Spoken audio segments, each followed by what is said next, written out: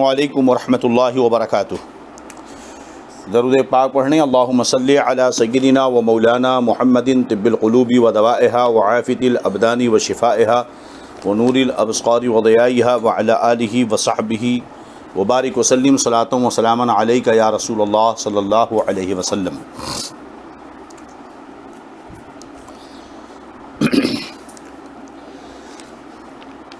کل کے درس میں کتاب الایمان کا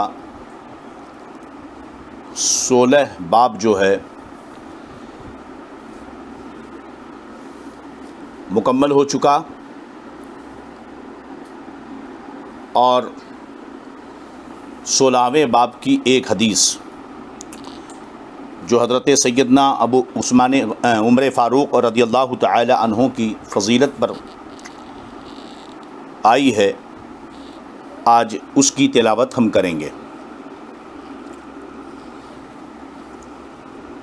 چلیے، امام بخاری اپنی سند سے روایت کرتے ہیں، حدثنا محمد بن عبید اللہ قال حدثنا ابراہیم بن سعد عن صالح عن ابن شہاب عن ابی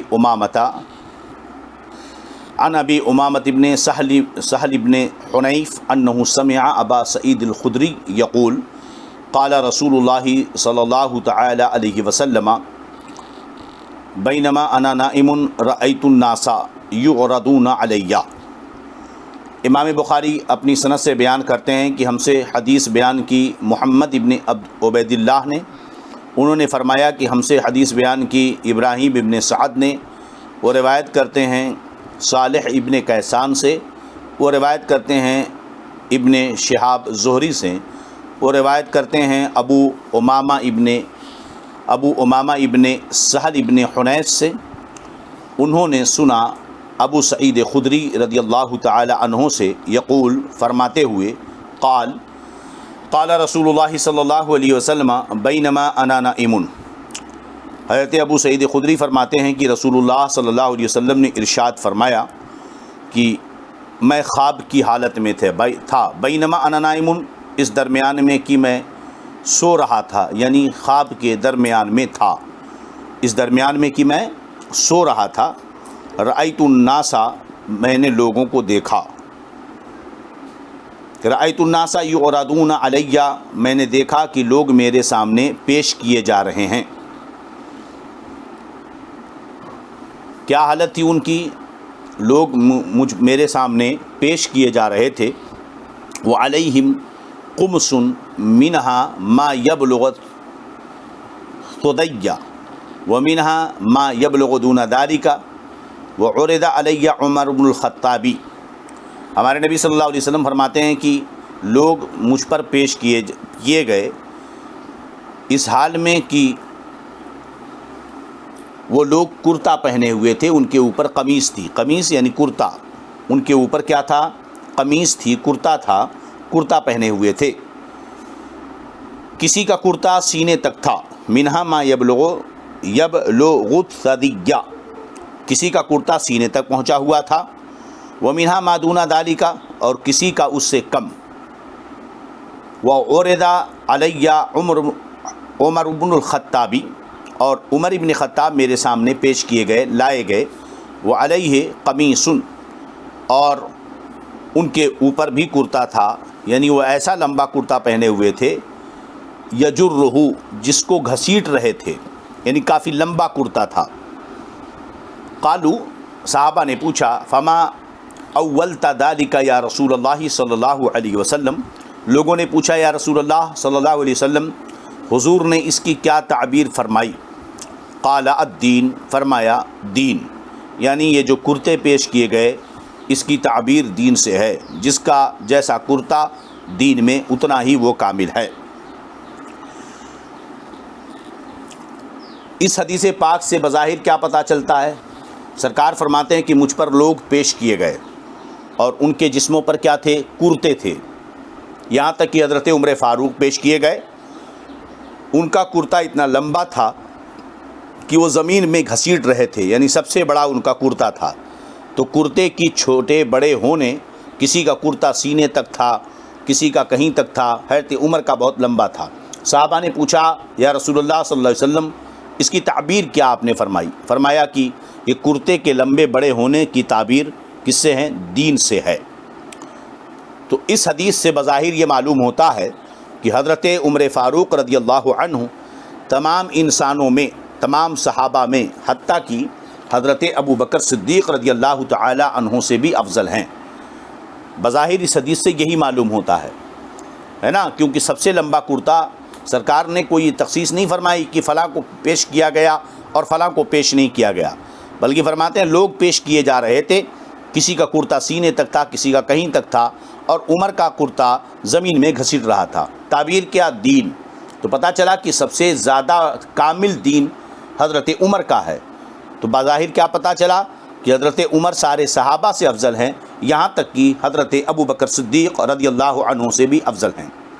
مگر آپ کو اچھی طرح معلوم ہے، جیسا کہ آپ برابر خطبوں میں سنتے ہیں، افضل الخلق بعد الانبیاء بالتحقیق سیدنا ابو بکر صدیق رضی اللہ عنہ، کہ مخلوق میں انبیاء کرام رسولان اعظام کے بعد سب سے افضل کون ہیں؟ سیدنا ابو بکر صدیق رضی اللہ عنہ ہیں۔ تو اہل سنت کا اجماعی عقیدہ یہ ہے کہ انبیاء و رسول کے بعد اور رسل ملائکہ کے بعد سب سے افضل سیدنا ابو بکر صدیق رضی اللہ تعالی عنہ ہیں۔ تو گویا کہ اہل سنت کے اجماعی عقیدے کے خلاف بظاہر اس حدیث پاک سے ثابت ہوتا ہے۔ یہ عقیدہ کہ حضرت عمر کا ایمان سب سے کامل ہے، یہ اہل سنت کے اجماعی عقیدے کے خلاف ہے، اس کا کوئی بھی قائل نہیں ہے، کیونکہ حضرت صدیق اکبر رضی اللہ عنہ کی تمام صحابہ پر فضیلت یہ مطلقاً احادیث متواتر المعنی سے ثابت ہے۔ بہت ساری آیات، بہت ساری احادیثیں اس بات پر دلالت کرتی ہیں کہ حضرت ابو بکر صدیق رضی اللہ عنہ تمام صحابہ سے افضل ہیں، تمام صحابہ سے افضل ہیں۔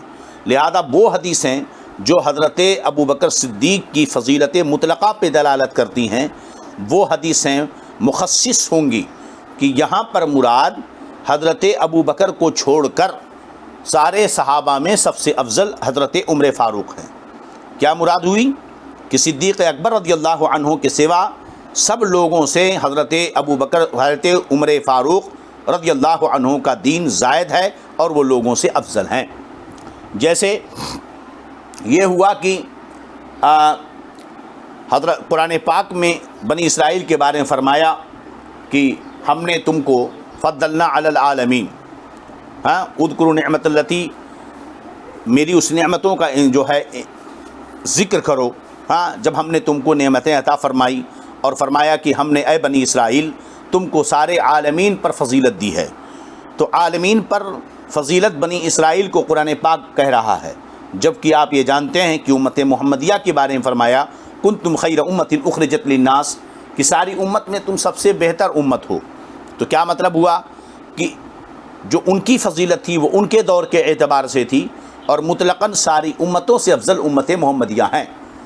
تو بہرحال تخصیص یہ ہے کہ اس حدیث کا مطلب یہ ہے کہ حضرت عمر ابو بکر صدیق خاص ہیں ان احادیث کی وجہ سے جو حضرت ابو بکر صدیق کی فضیلت مطلقہ پہ دلالت کرتی ہیں، کہ حضرت ابو بکر صدیق سب سے افضل ہیں۔ اب اس کے بعد حضرت ابو بکر صدیق کے بعد سب سے زیادہ افضل حضرت عمر فاروق رضی اللہ تعالی عنہ ہیں۔ چلیے اب یہ حدیث مکمل ہوئی۔ کتاب الایمان کا 16واں باب، الحیاء من الایمان، حیا ایمان سے ہے۔ امام بخاری نے اپنی سند سے روایت کیا، حدثنا عبداللہ ابن یوسف قال اخبرنا مالک ابن انس ان ابن شہاب ان سالم ابن عبداللہ ان ابیہ ان رسول اللہ صلی اللہ علیہ وسلم مر علی رجل من الانصار وهو یعظ اخاہ۔ دیکھیں اس حدیث پر گفتگو کرنے سے پہلے ایک ضروری عقیدہ گزری ہوئی حدیث پر ہم کر دیں جو ضروری تھا۔ ضروری یہ کہ اہل سنت والجماعت کا اجماعی عقیدہ یہی ہے کہ سارے مخلوق میں انبیاء و رسول اور رسل ملائکہ کے بعد سب سے افضل حضرت سیدنا ابو بکر صدیق ہیں، پھر اس کے بعد حضرت عمر فاروق ہیں، پھر اس کے بعد حضرت عثمان غنی ہیں، پھر اس کے بعد حضرت سیدنا علی مرتضیٰ ہیں۔ جیسا کہ بخاری شریف کی حدیث پاک آگے آئے گی کہ حضرت علی رضی اللہ عنہ کے شہزادے محمد ابن حنفیہ نے حضرت علی سے خود پوچھا کہ آپ لوگ سب سے زیادہ افضل رسول اللہ صلی اللہ علیہ وسلم کے بعد کس کو سمجھتے تھے؟ تو حضرت علی رضی اللہ عنہ نے فرمایا ابو بکر رضی اللہ عنہ کو، فرمایا اس کے بعد فرمایا حضرت عمر کو۔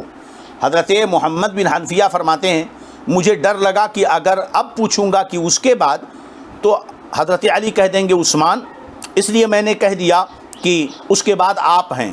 تو حضرت علی نے فرمایا میں اللہ کے بندوں میں سے ایک بندہ ہوں۔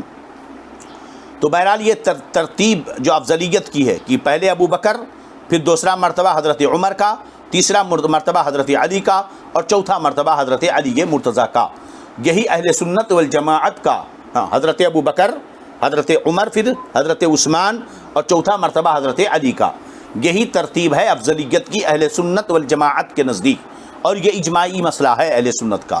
اس کی مخالفت شیعہ روافض کرتے ہیں۔ اب ان کے عقائد الگ الگ ہیں۔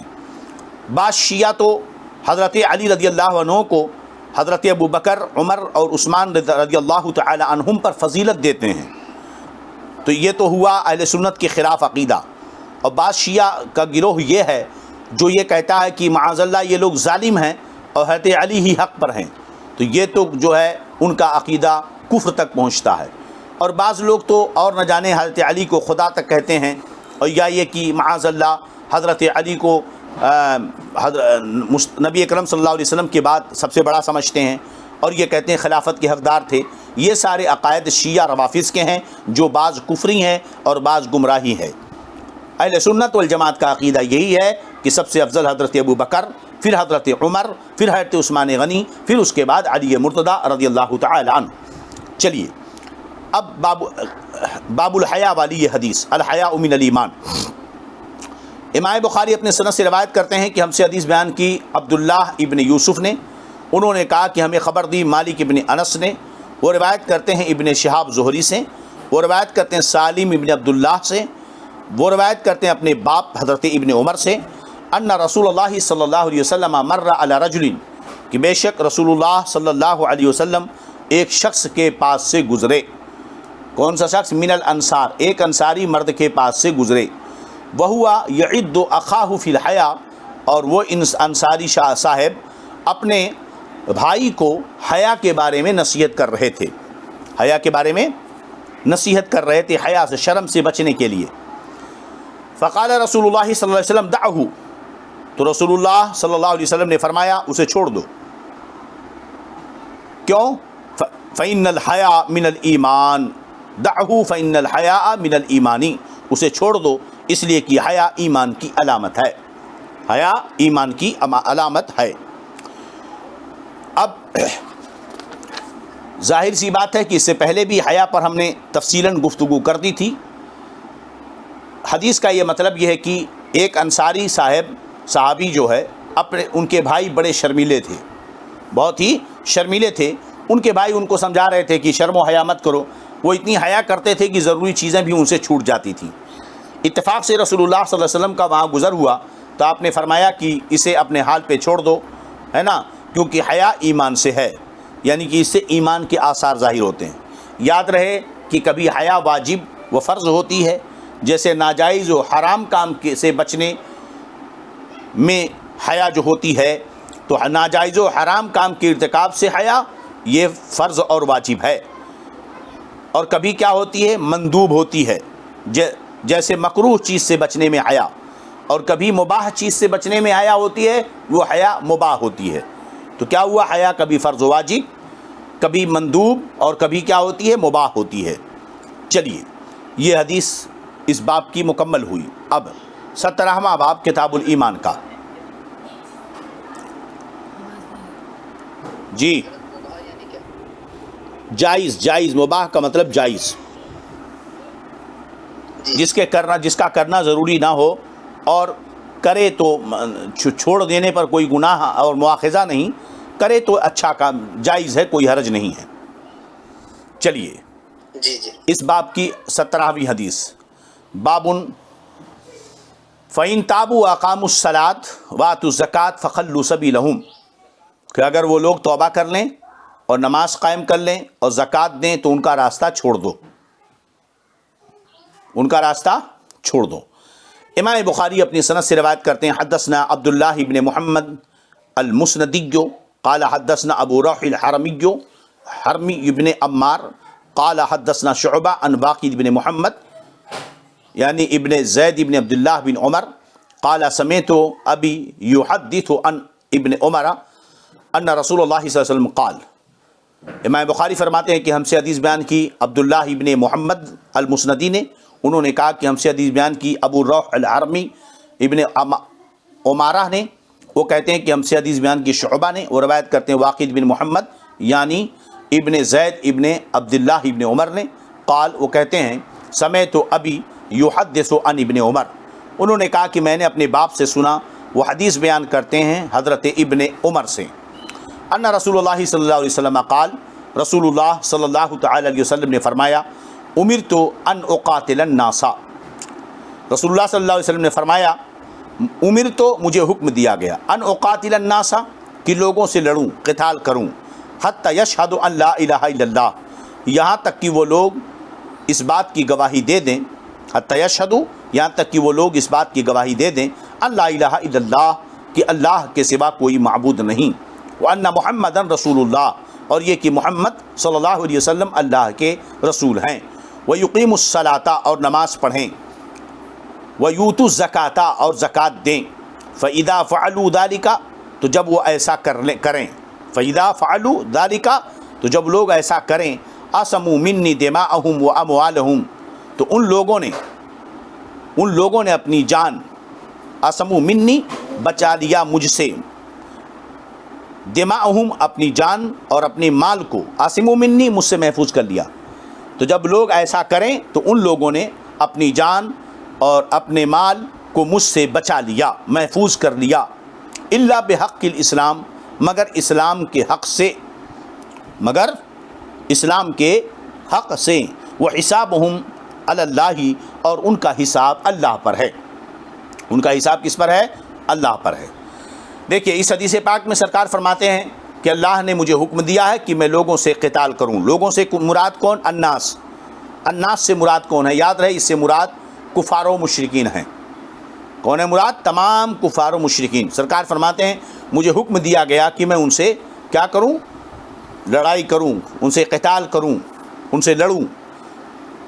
قاتل و باب مفاعلت سے اس میں واحد متکلم مضارع کا صیغہ ہے، تو مقاتلہ یعنی آپس میں لڑنا، ایک دوسرے سے لڑنا، تو یعنی وہ مجھ سے لڑیں میں ان سے لڑوں، کب تک؟ جب تک کہ وہ لا الہ الا اللہ محمد رسول اللہ کی گواہی نہ دے لیں۔ تو یہاں الناس سے مراد مجھے حکم دیا کہ میں لوگوں سے لڑوں، لوگ کون؟ یعنی کفار و مشرکین سے لڑوں، یہاں تک کہ وہ گواہی دے دیں کہ اللہ کے علاوہ کوئی معبود نہیں، یعنی توحید و رسالت کی گواہی دے دیں۔ تو اب کیا پتہ چلا کہ جب وہ توحید و رسالت کی گواہی دے دیں گے، زکوٰۃ دیں گے، نماز پڑھیں گے، تو ان کا جان اور ان کا مال محفوظ ہو گیا مجھ سے۔ اس کا مطلب یہ کیا ہو گیا کہ ایمان کے اقرار کے بعد بندے کو پر مومن کا حکم جو ہے لگا دیا جائے گا۔ اگر کسی نے اقرار کر لیا تو اب وہ مومن، اس پر مومن کا حکم لگے گا۔ توجہ سے سنیں کہ اگر کسی نے کلمہ شہادت کا اقرار کر لیا تو اب اس پر مومن ہونے کا حکم لگ جائے گا، جبکہ اس کا ظاہر اس کے اقرار کی تکذیب نہ کرتا ہو، یعنی وہ ظاہر میں کوئی ایسا عمل نہ کرتا ہو کہ اس کے اقرار کے منافی ہو، اس کے اقرار کے خلاف ہو۔ مثال کے طور پر ایک آدمی توحید و رسالت کا اقرار کرتا ہے مگر وہ رسول اللہ صلی اللہ علیہ وسلم کی شان میں توہین کرتا ہے، توحید و رسالت کا اقرار کرتا ہے مگر بت کی پوجا کرتا ہے، توحید و رسالت کا اقرار کرتا ہے مگر ضروریات دین میں سے کسی کا انکار کرتا ہے۔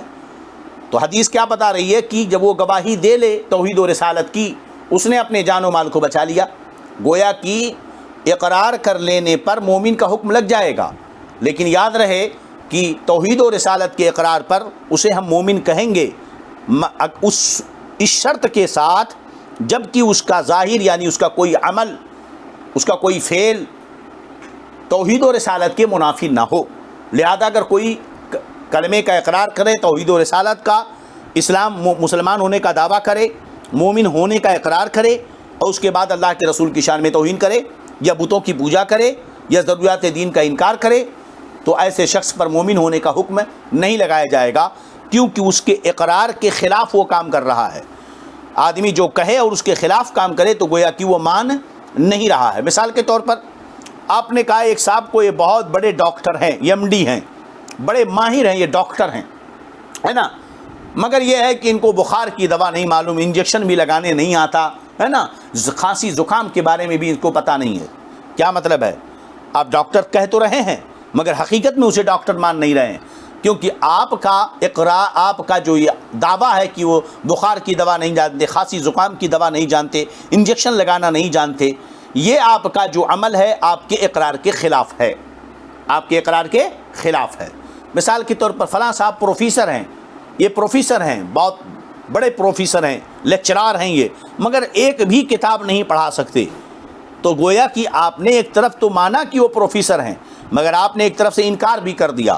تو ایسے ہی کوئی توحید و رسالت کا اقرار کرے اور اس کے بعد اللہ کی شان میں گستاخی کرے، معاذ اللہ کہے کہ وہ جھوٹ بول سکتا ہے، یا وہ رسول اللہ کی شان میں گستاخی کرے، یا بت کی پوجا کرے، یا ضروریات دین کا انکار کرے، تو اس کا اقرار گویا کہ وہ اقرار نہیں ہے۔ ایک توحید و رسالت کا اقرار پر مومن کا حکم اس وقت لگے گا، ایمان والا ہونے کا حکم اس وقت لگے گا جب کہ وہ اس کا ظاہر اس کے خلاف نہ ہو۔ بات سمجھ میں آ گئی؟ چلیں اب یہاں پر ایک بات ہے کہ سرکار فرماتے ہیں کہ لا الہ الا اللہ محمد رسول اللہ کی گواہی دے لے اور نماز قائم کرے اور زکوٰۃ دے۔ کیا پتہ چلا کہ صرف توحید و رسالت کا اقرار کافی نہیں ہے، قتال اس وقت تک جائز رہے گا جب تک وہ نماز، توحید و رسالت کا بھی اقرار نہ کر لے، نماز قائم کر لے اور زکوٰۃ دے لے۔ اسی حدیث پر سے استدلال کرتے ہوئے امام شافعی رحمۃ اللہ علیہ فرماتے ہیں کہ جو شخص نماز نہیں پڑھے گا اسے قتل کر دیا جائے گا، اسے کیا کر دیا جائے گا؟ قتل کیا جائے گا۔ استدلال اسی حدیث سے کہ سرکار فرماتے ہیں یشہد ان لا الہ الا اللہ وان محمدا رسول اللہ ویقیم الصلاۃ، نماز قائم کرے، تو گویا کہ قتال کب رکے گا؟ جب توحید و رسالت کا اقرار کرے گا۔ قتال کب بند کیا جائے گا؟ اس کا جان و مال کب محفوظ ہوگا؟ جب وہ توحید و رسالت کا اقرار کرے اور نماز پڑھے اور زکوٰۃ بھی دے۔ امام شافعی کہتے ہیں دیکھو نماز پڑھنا بھی ضروری ہے، قتال تبھی رکے گا، جان و مال تبھی اس کا بچے گا، جان و مال تبھی اس کا بچے گا، اس لیے اگر کوئی نماز کا عمدن تارک ہے تو اسے قتل کر دیا جائے گا۔ ہم کہتے ہیں کہ نہیں، نماز کا اگر کوئی عمدن تارک ہو تو اسے قتل نہیں کیا جائے گا بلکہ اسے قید کیا جائے گا اور اسے سزا دی جائے گی، اتنا کہ اس کے جسم سے خون تک آنے لگے، جسم کٹ پڑ جائے، جب تک کہ وہ نماز پڑھنا شروع نہ کر دے اسے سزا برابر دی جاتی رہے گی۔ یہ حکم ہے۔ چلیے امام شافعی کا استدلال صحیح ہے یا نہیں، سمجھ رہے ہیں کہ نہیں؟ تو شفافے کے لیے تو صحیح ہے مگر ہمارے نزدیک ان کا استدلال مکمل نہیں ہے، اس لیے کہ اس حدیث پاک میں صرف نماز کا حکم نہیں ہے بلکہ زکوٰۃ کا بھی حکم ہے۔ تو اسی حدیث سے امام شافعی استدلال تو یہ کرتے ہیں کہ نماز نہیں پڑھے گا تو قتل کر دیا جائے گا، مگر ان کا فتویٰ یہ ہے کہ اگر کوئی زکوٰۃ نہ دے تو اسے قتل نہیں کیا جائے گا بلکہ اس سے زبردستی زکوٰۃ وصولی جائے گی۔ تو ایک حدیث سے تو نماز نہ پڑھنے والے کو قتل کرنے کا حکم دے رہے ہیں اور استدلال اسی حدیث سے کر رہے ہیں، اور اس کے بعد کہتے ہیں زکوٰۃ دینے والے کو قتل نہیں کیا جائے گا بلکہ اسے سزا دی جائے گی، اسے زبردستی زکوٰۃ وصولی جائے گی، اور استدلال اسی حدیث سے کر رہے ہیں۔ لہذا یہ حدیث سے استدلال ان کا تام نہیں ہے۔ اگر آپ نماز نہ پڑھنے والے کو قتل کا حکم دیتے ہیں تو زکوٰۃ نہ دینے والے کو بھی قتل کا حکم دیا جائے گا، زکوٰۃ نہ دینے والوں کو بھی قتل کا حکم دیا جانا چاہیے، حالانکہ یہ استدلال تام نہیں ہے۔ چلیے اب یہ ہے کہ الا بحق الاسلام، مگر اسلام کا حق، اگر اس پر اسلام کا حق آ گیا تو اسے اس کی سزا دی جائے گی۔ اس کا یہ مطلب نہیں کہ جو کلمہ پڑھ لے اسے یوں ہی چھوڑ دیا جائے گا آزاد کہ اب جو چاہے وہ کرے، نہیں، کلمہ پڑھ لے، نماز قائم کرے، زکوٰۃ دے، اور اس کے بعد اگر اس نے کوئی ایسا کام کر دیا جس کی وجہ سے اسلام کا حق اس پر آ جائے، مثلا اس نے چوری کر لی، اب اسلام کا حق آ گیا کہ اس کا ہاتھ کاٹا جائے گا۔ اگر اسی نے کسی مسلمان کو قتل کر دیا تو اس پر حق آ جائے گا اور اسے فوراً کیا کیا جائے گا؟ قتل کیا تو اس کے بدلے میں اسے کیا کیا جائے گا؟ قتل کیا جائے گا۔ چلیے، وَحِسَابُهُمْ عَلَى اللَّهِ، اسلام کا حق الا بحق الاسلام کا مطلب واضح ہو گیا۔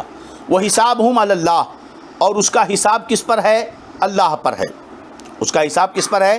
اللہ پر ہے، یعنی اب اس کے دل کا معاملہ اللہ کے اوپر۔ بظاہر اگر وہ اسلام کا دعویٰ کر رہا ہے تو ہم اسے مسلمان سمجھیں گے اور اس پر مومن ہونے کا حکم لگائیں گے، اس پر مومن ہونے کا حکم لگائیں گے۔ اگر وہ دل میں نفاق رکھتا ہے تو وہ جانے، اس کا کام جانے، قیامت کے دن اللہ کے ہاں اس کا حساب ہوگا۔ وہ حسابہم علی اللہ کا یہی مطلب ہے۔ چلیے،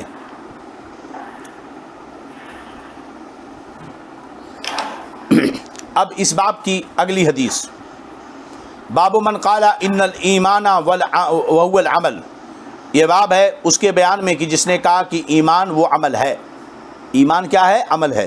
امام بخاری اس حدیث، اس باب کو قائم کر کے یہی بتانا چاہتے ہیں کہ ایمان یعنی عمل ایمان کا ایک حصہ ہے۔ چنانچہ آیت پیش کی باب کے تعلق سے، یہ باب ہے اس کے بیان میں جس نے یہ کہا کہ ایمان وہ عمل ہے۔ دلیل اس پر کہ ایمان پر عمل کا اطلاق ہوتا ہے اللہ تعالیٰ کا قول وَتِلْكَ الْجَنَّةُ الَّتِي أُورِثْتُمُوهَا بِمَا كُنْتُمْ تَعْمَلُونَ، یہ وہی جنت ہے، یہ وہی جنت ہے جس کے تم وارث ہوئے بدلہ اس کا جو تم نے کیا۔ مطلب کیا ہوا؟ یعنی جو ایمان تم لائے اس ایمان کے بدلے میں تمہیں جنت ملی۔ تو دیکھو ایمان کیا، ترجمہ پھر سے سنیں، یہ وہ جنت، تلک الجنت التی، یہ وہی باغ ہے جس کے تم وارث ہوئے، بما کنتم تعملون، تعملون بدلہ اس کا جو تم نے عمل کیا۔ یہاں تعملون سے مراد ایمان لانا ہے۔ تو دیکھو ایمان لانے پر عمل کا اطلاق کیا گیا، ایمان لانے پر عمل کا اطلاق کیا گیا ہے۔ تو باب کے مطابقت سے یہ آیت پیش کی۔ ہم یہ کہیں گے کہ ایمان پر عمل کا اطلاق ہوتا ہے، اس سے یہ ثابت نہیں ہوتا کہ عمل ایمان کا حصہ ہے۔ چلیے، وقال عدۃ من اہل العلم فی قولہ تعالی، اور کئی ایک اہل علم نے کہا اللہ تعالیٰ کے اس قول میں، فوربک لنسألنہم اجمعین عما کانوا یعملون، تو تمہارے رب کی قسم ضرور ہم ان سب سے پوچھیں گے اس کے بارے میں جو انہوں نے کیا، تو جو انہوں نے کیا اس سے مراد کس کے بارے میں پوچھیں گے؟ ان قول لا الہ الا اللہ، ان قولی لا الہ الا اللہ۔ تو دیکھو بدلہ اس کا جو انہوں نے کیا ہم اس کے بارے میں پوچھیں گے۔ وہ کون سی چیز ہے جس کے بارے میں پوچھا جائے گا؟ اللہ تعالیٰ کے لا الہ الا اللہ کے بارے میں۔ تو دیکھو یہاں لا الہ الا اللہ پر بھی مفسرین نے بما کانوا یعملون کی تفسیر میں لا الہ الا اللہ کہا، گویا کہ لا الہ الا اللہ یہ جو ہے تصدیق ہے، ایمان ہے، اور اس کے بارے میں عمل قرآن کہہ رہا ہے کہ یہ عمل ہے، تو گویا کہ عمل ایمان کا جز ہے، یہ امام بخاری کہنا چاہتے ہیں۔ ہم یہ کہیں گے کہ دیکھیے زبان کے فعل پر بھی عمل کا اطلاق ہوتا ہے، اور لا الہ الا اللہ پڑھنا یہ ایک عمل ہے، اس کا تعلق تصدیق قلبی سے نہیں ہے۔ اور ایسے ہی اللہ تعالیٰ کا قول لِمِثْلِ هَذَا فَلْيَعْمَلِ الْعَامِلُونَ، تو اسی کی طرح چاہیے عمل کرنے والوں کو کہ وہ عمل کریں، اسی طریقے پر چاہیے عمل کرنے والوں کو کہ وہ عمل کریں۔ چلیں اب حدیث اس باب کی، گویا کہ امام بخاری نے یہ دو آیتیں پیش کیں اس بات کو ثابت کرنے کے لیے کہ عمل ایمان سے ہے، جیسا کہ قرآن کی ان آیتوں میں ایمان پر عمل کا اطلاق کیا گیا ہے۔ ان تینوں آیتوں میں جو ذکر کیا گیا ان سب جگہوں پر مراد کیا ہے؟ ایمان ہے نا۔ جیسے یہ لِمِثْلِ هَذَا فَلْيَعْمَلِ الْعَامِلُونَ، اسی طرح چاہیے کہ عمل کرنے والوں کو عمل کریں، مطلب فَلْيُؤْمِنُ الْمُؤْمِنُونَ، یعنی مومن ایمان لائیں، تو ایمان تصدیق قلبی کا نام ہے۔ اب اس کے بعد جو پہلی آیت پیش کی، تِلْكَ الْجَنَّةُ الَّتِي أَوْرَثْتُمُوهَا بِمَا كُنْتُمْ تَعْمَلُونَ، یہ وہی باغ ہے جس کے تم وارث ہوئے بدلہ اس کا جو تم عمل کرتے ہو۔ یہاں تعملون سے مراد لا الہ الا اللہ ہے، یعنی ایمان ہے۔ ایسے ہی تو دوسری آیت فَوَرَبَّكَ لَنَسْأَلَنَّهُمْ أَجْمَعِينَ عَمَّا كَانُوا يَعْمَلُونَ، ضرور تمہارے رب کی قسم ہم ان سب سے پوچھیں گے اس کے بارے میں جو انہوں نے عمل کیا۔ مفسرین فرماتے ہیں بما كانوا يعملون، یعنی عمل کیا مراد لا الہ الا اللہ ہے۔ ہمارا جواب وہی ہے کہ دل کے فعل پر بھی عمل کا اطلاق ہوتا ہے، ایک چیز۔ دوسرے یہ کہ عمل زبان کے فعل پر بھی عمل کا اطلاق ہوتا ہے، لہذا یہ ایمان اصلی یعنی تصدیق قلبی کے جز ہیں، یہ ثابت اس حدیث پاک سے اور ان آیات سے نہیں ہوتا ہے۔ چلیں اب باب کی حدیث پڑھ لیں۔ حدثنا احمد بن یونس و موسیٰ ابن اسماعیل قال حدثنا ابراہیم بن سعد قال حدثنا ابن شہاب عن سعید بن مسیب عن ابی ہریرہ ان رسول اللہ صلی اللہ علیہ وسلم سئل ای العمل افضل۔ امام بخاری اپنے سند سے بیان کرتے ہیں کہ ہم سے حدیث بیان کی احمد ابن یونس نے اور موسیٰ ابن اسماعیل نے، دونوں نے کہا، قالا یہ تثنیہ کا صیغہ ہے، قالا دونوں نے کہا، حدثنا ابراہیم ابن سعد ہم سے حدیث بیان کی ابراہیم ابن سعد نے، انہوں نے فرمایا کہ ہم سے حدیث بیان کی ابن شہاب نے، وہ روایت کرتے ہیں سعید ابن مسیب سے، وہ روایت کرتے ہیں ابو ہریرہ سے، ان رسول اللہ صلی اللہ علیہ وسلم سئل ای العمل افضل، کہ بے شک رسول اللہ صلی اللہ علیہ وسلم سے پوچھا گیا کہ کون سا عمل افضل ہے، فقال ایمان باللہ ورسولہ، اللہ پر ایمان لانا اور اس کے رسول پر ایمان لانا یہ سب سے افضل عمل ہے۔ اللہ پر ایمان لانا اور اس کے رسول پر ایمان لانا یہ سب سے افضل عمل ہے۔ دیکھیے یہ بات آپ کو ذرا بھاری پڑتی ہوگی جو ہم باب کے مطابقت اور بحث کر رہے ہیں، لیکن چونکہ بخاری شریف میں سب سے زیادہ اس کی درس میں جو توجہ دی جاتی ہے باب سے حدیث کی مطابقت، باب سے حدیث کی مطابقت، تو امام بخاری جو باب باندھتے ہیں اور اس میں جو حدیث ذکر کرتے ہیں اس حدیث کا باب سے تعلق کیا ہے یہ بتانا سب سے اہم چیز ہوتی ہے درس بخاری کے اندر۔ اگر وہ ایک بار آپ سمجھ گئے تو اس کے بعد آگے بھی آپ سمجھ جائیں گے۔ دیکھیے باب کی ہیڈنگ کیا تھی، یہ باب ہے اس کے بیان میں جس نے کہا کہ عمل ایمان سے ہے۔ اب امام بخاری قرآن کی جو آیت پیش کریں گے، جو حدیثیں پیش کریں گے، اس سے یہ ثابت کرنا چاہیں گے کہ عمل پر ایمان کا اطلاق ہوتا ہے، یعنی عمل ایمان کا حصہ ہے۔ اب ہم تو باب سے حدیث کی مطابقت تو دکھائیں گے، مگر کیا امام بخاری کا استدلال صحیح ہے، تام ہے، مکمل ہے یا نہیں، اس پر ہم بحث کریں گے، کیونکہ ہمارے نزدیک یعنی احناف کے نزدیک عمل ایمان کا حصہ نہیں، یہ پہلے بحث ہو چکی ہے، اور یہ بحث بڑی ہی سخت اور پیچیدہ ہے، اتنی مارکت الآراء ہے کہ بعض علماء نے تو یہاں تک لکھا کہ چونکہ امام اعظم عمل کو ایمان کا حصہ نہیں مانتے، اسی وجہ سے پوری بخاری میں جو ہے کوئی روایت امام اعظم کے واسطے سے امام بخاری نے نقل نہیں کی ہے۔ بعض لوگوں نے یہاں تک کہا، سمجھ رہے ہیں، حالانکہ امام بخاری کے جتنے شیوخ ہیں اس میں 70% امام بخاری کے شیخ اور ان کے شیخ کے شیخ امام اعظم کے شاگرد ہیں اور حنفی مقلد ہیں۔ تو بہرحال اگر حنفی مقلدین کو اور حنفی ائمہ اور محدثین کو نکال دیا جائے تو حدیث کا ذخیرہ ہی ختم ہو جائے گا۔ بہرحال چلیے تو دیکھو امام بخاری نے کیا حدیث باب باندھی اس کے بیان میں، جس نے کہا کہ عمل ایمان سے ہے۔ اب یہاں پر حدیث کیا نقل فرمائی کہ رسول اللہ صلی اللہ علیہ وسلم سے پوچھا گیا کہ کون سا عمل افضل ہے، کون سا عمل افضل ہے، تو سرکار نے کیا فرمایا، ایمان باللہ ورسولہ، اللہ پر ایمان لانا اور اس کے رسول پر ایمان لانا۔ سوال کیا ہوا تھا، کون سا عمل افضل ہے؟ سرکار نے کیا فرمایا، اللہ پر ایمان لانا اور اس کے رسول پر ایمان لانا۔ تو سائل نے عمل کے بارے میں پوچھا اور سرکار نے کیا جواب دیا کہ اللہ پر ایمان لانا اور اس کے رسول پر ایمان لانا، اور کلمہ شہادت پڑھنا یہ ایمان ہے، تو ایمان پر عمل کا اطلاق ہوا۔ ہمارا جواب یہی ہے کہ استدلال تام نہیں ہے۔ پہلی بات تو یہ کہ فعل قلب پر بھی عمل کا اطلاق ہوتا ہے، تو عمل اس کو عمل بول دینے سے ضروری نہیں کہ وہ زبان یا ہاتھ پیر کے عمل میں داخل ہو جائے۔ دوسری چیز یہ کہ زبان سے جو ہم بولتے ہیں یہ بھی عمل ہے زبان کا، کیونکہ ہم نے کہا نا کہ اعمال جو ہوتے ہیں قولی ہوتے ہیں یا فعلی ہوتے ہیں یا بدنی ہوتے ہیں۔ تو قولی جو زبان سے کہا جائے تو لا الہ الا اللہ پڑھنا یہ قولی عمل ہے، تو یہ بھی تو ایک عمل ہے، لہذا یہ کہنا کہ یہ ایمان کا حصہ ہے ہم نہیں مانتے۔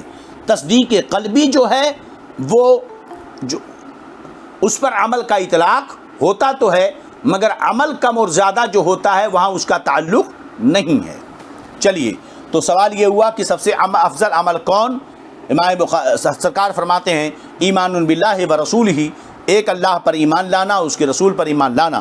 قیل ماذا ثم ماذا، پھر پوچھا گیا کہ اس کے بعد کیا؟ قال الجہاد فی سبیل اللہ، اس کے بعد کون سا عمل سب سے افضل ہے؟ فرمایا اللہ کے راستے میں جہاد کرنا۔ قیل ثم ماذا، پھر اس کے بعد؟ قال حج مبرور، فرمایا کہ مقبول حج، مقبول حج۔ اب دیکھیں یہاں پر جہاد کے بارے میں، یعنی کلمہ توحید کے بعد سب سے افضل عمل کیا ہے؟ جہاد ہے۔ پیچھے آپ نے پڑھا سب سے افضل عمل کون؟ کہ مسلمان جس کے زبان و ہاتھ سے دوسرے مسلمان سلامت ہوں۔ پھر سوال ہوا سب سے افضل عمل کون؟ فرمایا کھانا کھلانا اور سلام کرنا۔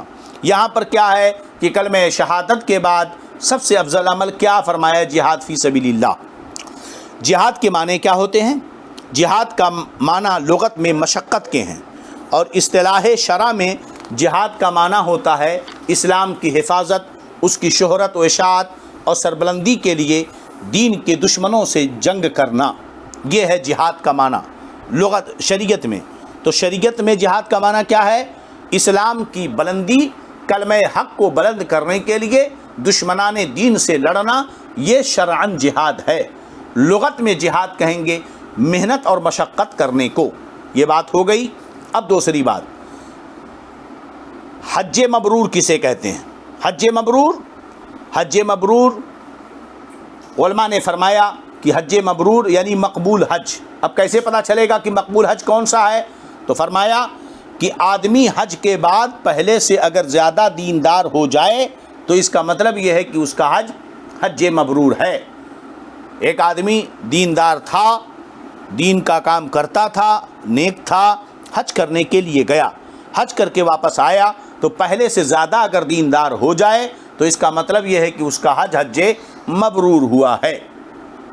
چلیے، اب سب سے افضل عمل ایمان کے بعد جہاد فرمایا، تو ہم نے پیچھے بتا دیا تھا کہ مختلف حدیثوں میں مختلف عبادتوں پر افضل عمل ہونے کو کا اطلاق کیا گیا ہے۔ یعنی پہلی حدیث میں کہیں پر سب سے افضل عمل جس کے زبان ہاتھ سے مسلمان سلامت رہیں، پھر ایک حدیث میں آیا کہ کھانا کھلانا سب سے افضل عمل ہے نا، یہاں پر جہاد سب سے افضل عمل ہے۔ تو الگ الگ حدیثوں میں مختلف اعمال کو ہمارے نبی نے افضل عمل قرار دیا۔ تو ہم نے پہلی ہی گفتگو میں یہ وضاحت کر دی تھی کہ یہ جو گفتگو ہے اعمال کے افضلیت کی، وہ پوچھنے والوں اور سننے والوں یا وقت کے لحاظ سے ہے۔ پوچھنے والے نے پوچھا تو اس پوچھنے والے کی حالت کو دیکھا گیا کہ اس کے لیے افضل عمل کیا ہے، یا ایک کہ وہاں جو لوگ سن رہے ہیں ان کے لیے افضل عمل کیا ہوگا۔ اب مثال کے طور پر ایک آدمی پیاسا ہے خوب، آپ اسے کھانا کھلائیں تو بتائیے کیا یہ ٹھیک ہے؟ آدمی اگر پیاسا ہے تو آپ اسے کھانا کھلائیں؟ نہیں، اس وقت آپ کے لیے سب سے افضل ہے کہ اسے پانی پلائیں۔ بات سمجھ میں آ رہی کہ نہیں؟ اب ایک آدمی کو سفر کر کے کہیں جانا ہے نا، آپ اس کو پیسے کی ضرورت ہے، اس کو پیسے کی ضرورت ہے، آپ اسے جو ہے اٹھا کر کے کتابیں دے رہے ہیں یا آپ اسے اٹھا کر چاول دے رہے ہیں، ضرورت اسے پیسے کی ہے۔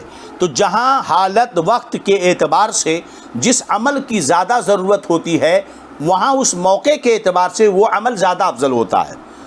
تو حالات سننے والے، پوچھنے والے، وقت اور حالت کے مطابق عمل کی افضلیت بڑھ جاتی ہے۔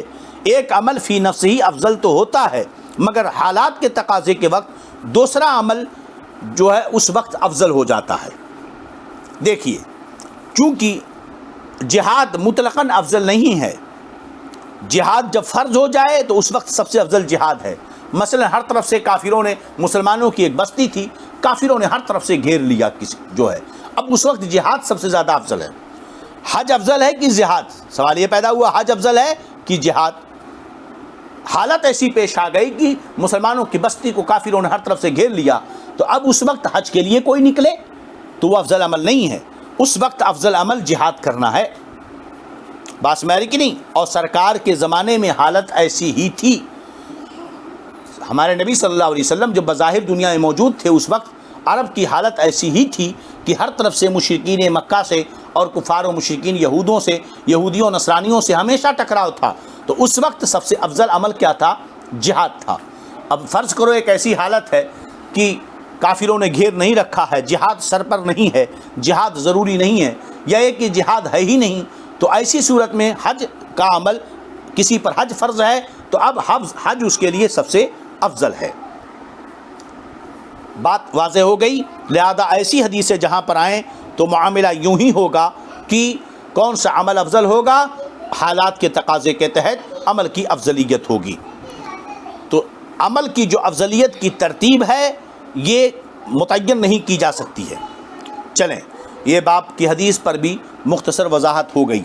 اب اگلا باب 19واں باب کتاب الایمان کا، باب اذا لم یکن الاسلام علی الحقیقۃ، یہ باب ہے کہ جب اسلام حقیقت پر نہ ہو، اسلام حقیقت پر نہ ہو۔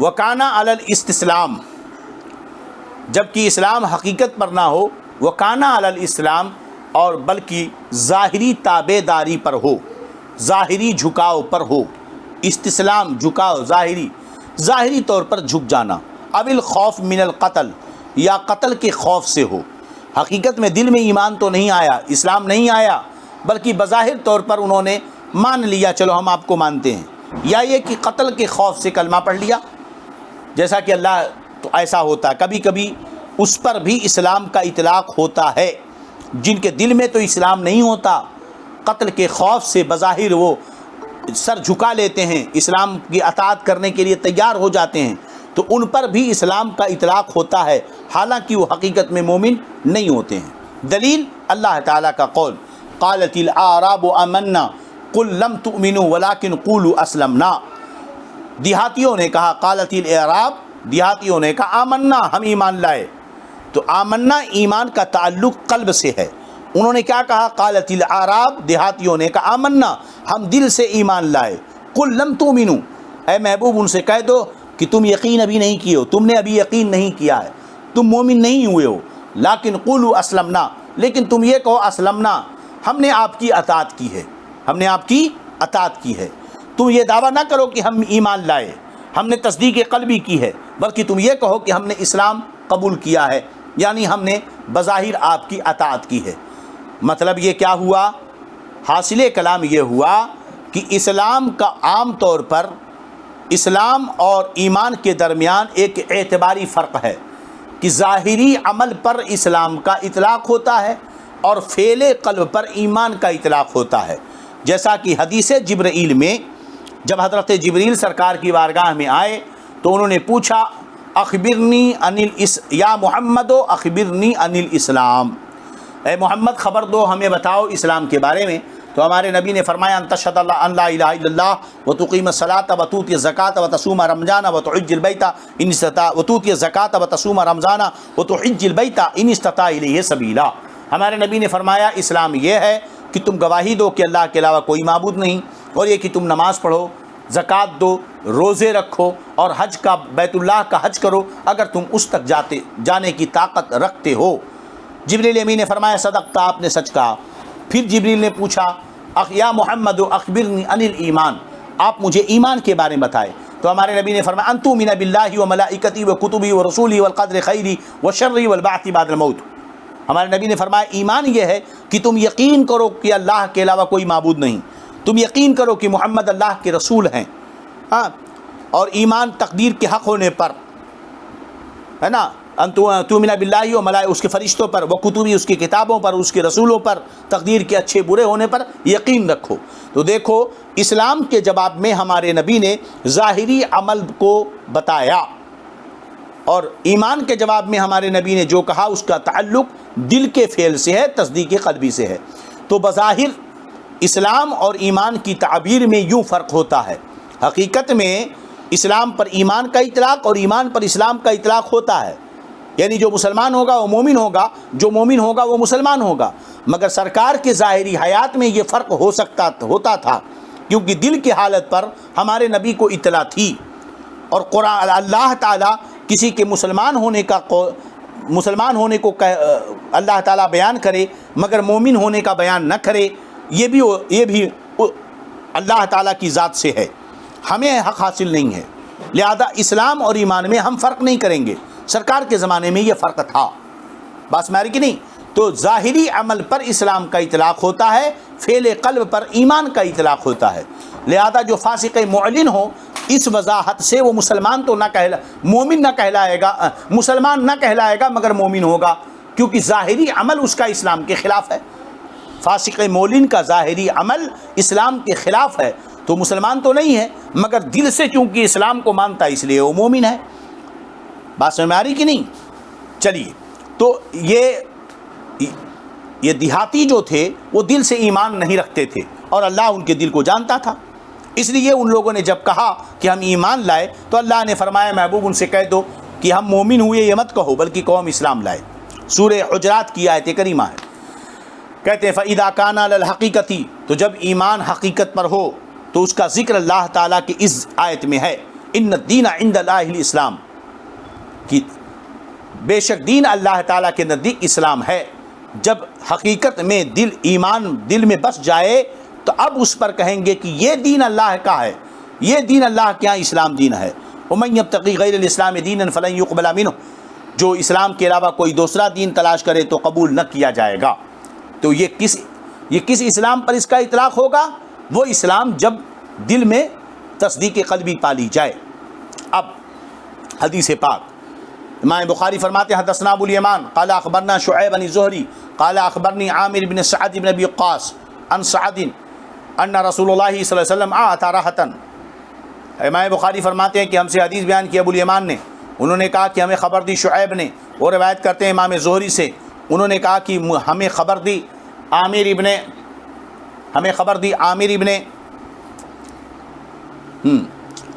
ابن سعد بن ابی وقاص نے، وہ روایت کرتے ہیں سعد سے کہ بے شک رسول اللہ صلی اللہ علیہ وسلم نے آتا راحتن، ایک جماعت کو کچھ عطا کیا، نظر پیش کی۔ راحتن ایک گروہ کو کہتے ہیں جس کا اطلاق 3 سے لے کر 9 پر ہوتا ہے۔ تو سرکار جو ہے مال غنیمت دے رہے تھے، نذرانے دے رہے تھے، تحفے دے رہے تھے، تو سرکار نے ایک جماعت کو کچھ عطا کیا۔ وہ سعد جالس، اور سعد وہاں پر بیٹھے تھے۔ یہ کون ہیں؟ سعد ابن ابی وقاص ہیں، یہ اولین صحابہ میں سے ہیں، 5ویں یا 7ویں فرد ہیں اسلام لانے والے۔ یہی وہ شخص ہیں جو جنگ احد میں سرکار کے ساتھ تھے، تیر چلانے میں بڑے ماہر تھے۔ ہمارے نبی تیر نکال کر سعد کو دیتے تھے اور فرماتے تھے ارم یا سعد فدا کا ابی و امی، ارم یا سعد فدا کا ابی و امی، اے سعد تیر چلاؤ تم پر میرے ماں باپ فدا ہوں۔ یہ نصیبہ ہر کسی کا نہیں ہو سکتا ہے نا، یہ ایسے بہت ہی کم افراد ہیں جو خوش نصیب جن کے بارے میں سرکار نے فرمایا کہ تم پر میرے ماں باپ فدا ہوں۔ صحابہ کی عموماً عادت ہوتی تھی کہ وہ سرکار سے کہتے تھے فدا کا ابی و امی یا رسول اللہ، میرے ماں باپ آپ پر قربان ہو یا رسول اللہ، یہ صحابہ کہتے تھے۔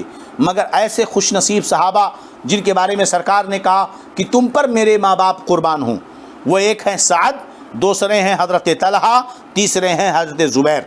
3 صحابہ ایسے ہیں جن کے بارے میں سرکار نے کہا کہ تم پر میرے ماں باپ کیا ہو جائیں؟ فدا ہو جائیں۔ تو سرکار کا یہ کہنا کہ تم پر میرے ماں باپ فدا ہوں، اس بات کی بھی دلیل ہے کہ الحمدللہ ہمارے نبی صلی اللہ تعالی علیہ وسلم کے والدین مومن تھے، ایمان والے تھے، موحد تھے۔ چلیے، سب سے پہلے دین اسلام میں دشمنوں پر جنہوں نے تیر چلائی ان کا نام ہے سعد ابن ابی وقاص۔ سرکار دو جہاں صلی اللہ علیہ وسلم نے سعد ابن وقاص کے لیے دعا فرمائی تھی، اللہم سدد سہمہ واجب دعوتہ، اے اللہ ان کا تیر بے خطا بنا، یعنی ان کا نشانہ کبھی غلط نہ ہو اور ان کی دعا قبول فرما۔ اسی لیے کبھی حضرت سعد کا تیر نشانے سے خطا نہیں ہوا اور لوگ حضرت سعد کی بد دعا سے ڈرتے تھے۔ بہرحال کہتے ہیں سرکار نے ایک جماعت کو کچھ دیا، سعد وہاں بیٹھا ہوا تھا، کہتے ہیں کہ میں وہاں بیٹھا ہوا تھا۔ فترک رسول اللہ صلی اللہ علیہ وسلم رجلا، تو سرکار نے ایک شخص کو چھوڑ دیا، یعنی اس کو نہیں دیا۔ ہوا اعجبہم الیہ، سعد فرماتے ہیں کہ وہ میرے نزدیک ان لوگوں سے زیادہ پیارا تھا، وہ میرے نزدیک مجھے ان لوگوں سے زیادہ پسند تھا۔ سرکار نے جسے چھوڑ دیا وہ شخص مجھے ان لوگوں سے زیادہ جو ہے پیارا تھا، پسندیدہ تھا۔ فقلت یا رسول اللہ ما لک عن فلان، تو میں نے کہا یا رسول اللہ صلی اللہ علیہ وسلم کیا وجہ ہے کہ آپ نے فلاں کو نہیں دیا؟ فواللہ انی لأراہ مومنا، تو اللہ کی قسم میں اسے تو مومن جانتا ہوں، قسم کھا کر کہا میں اسے مومن جانتا ہوں۔ فقال و مسلمان، سرکار نے فرمایا یا مسلمان، تم مومن کہہ رہے ہو یا مسلمان؟ فسکت، تو میں چپ ہو گیا، قلیلاً تھوڑی دیر۔ ثم غلبنی ما اعلم منہ، تو پھر مجھ پر غلبہ کیا اس چیز نے جو اس کے بارے میں جانتا تھا کہ بھائی وہ تو پکا مومن ہے، تو یہ چیز پھر مجھے برداشت نہ ہوئی، میں نے فعدت لمقالتی، میں نے اپنی بات دوبارہ دہرائی کہ یا رسول اللہ آپ نے فلاں کو کیوں نہیں دیا، میں اسے مومن، اللہ کی قسم میں اسے مومن جانتا ہوں۔ فقلت ما لک عن فلان فواللہ انی لأراہ مومنا، میں نے کہا یا رسول اللہ صلی اللہ علیہ وسلم ما لک عن فلان، کیا بات ہے فلاں کے معاملے میں آپ کیوں نہیں دیتے؟ اللہ کی قسم میں اسے مومن جانتا ہوں۔ فقال او مسلما، سرکار نے پھر کہا یا مسلمان۔ فسکت قلیلا، پھر میں تھوڑی دیر چپ رہا۔ ثم غلبنی ما اعلم منہ، پھر مجھ پر غلبہ کیا اس چیز نے جو میں اس کے بارے میں جانتا تھا۔ فعدت لمقالتی، تو میں نے پھر اپنی بات دہرائی۔ وعاد رسول اللہ، اور رسول اللہ صلی اللہ علیہ وسلم نے بھی اپنی بات دہرائی۔ ثم قال، پھر سرکار نے فرمایا کہ کیوں نہیں دے رہا ہوں، اس کی وجہ سرکار نے بتائی۔ ثم قال یا سعد، پھر سرکار نے فرمایا اے سعد انی لأوتی الرجل وغیرہ احب الی منہ، یا اے سعد میں ایک آدمی ایک شخص کو دیتا ہوں، ایک شخص کو ضرور دیتا ہوں، حالانکہ اس کا غیر میرے نزدیک اس سے زیادہ پیارا ہوتا ہے۔ کیوں دیتا ہوں؟ خشیت ان یکبہ اللہ فی النار، اس ڈر سے کہ کہیں اللہ تعالیٰ اسے الٹے منہ جہنم میں نہ ڈال دے۔ اس حدیث کو روایت کیا یونس نے اور صالح نے اور معمر نے اور ابن اخی زہری نے امام زہری سے۔ بہرحال حدیث پاک یہاں پر یہ مکمل ہوئی۔ یہاں پر سعد بار بار قسم کھا کر کہتے تھے کہ آپ اسے کیوں نہیں دے رہے ہیں، میں اسے مومن جانتا ہوں۔ سرکار نے انہیں ٹوکا کہ مومن کیسے تم کہتے ہو، مسلمان کہو، کیونکہ مومن ہونا یہ دل کا تصدیق قلبی سے تعلق رکھتا ہے، یہ دل کی بات ہے۔ تم دل کی بات پر کیسے مطلع ہو گئے کہ اللہ کی قسم کھا بیٹھے؟ انہیں مسلمان کہو، بات ماری کہ نہیں؟ تو یہ فرق مومن کا یاد رہے، یہ سرکار کے ظاہری زمانے میں تھا۔ اب ہم کسی کو مومن اور مسلم ہونے میں فرق نہیں کر سکتے ہیں، کیونکہ دل پر اطلاع یہ سرکار صلی اللہ علیہ وسلم کی شان تھی، انبیاء کی شان تھی۔ بس یہ گفتگو آج کی، یہاں تک آج کا درس ختم ہوا۔ انشاءاللہ پھر اگلا درس کل ہم حاضر ہوں گے۔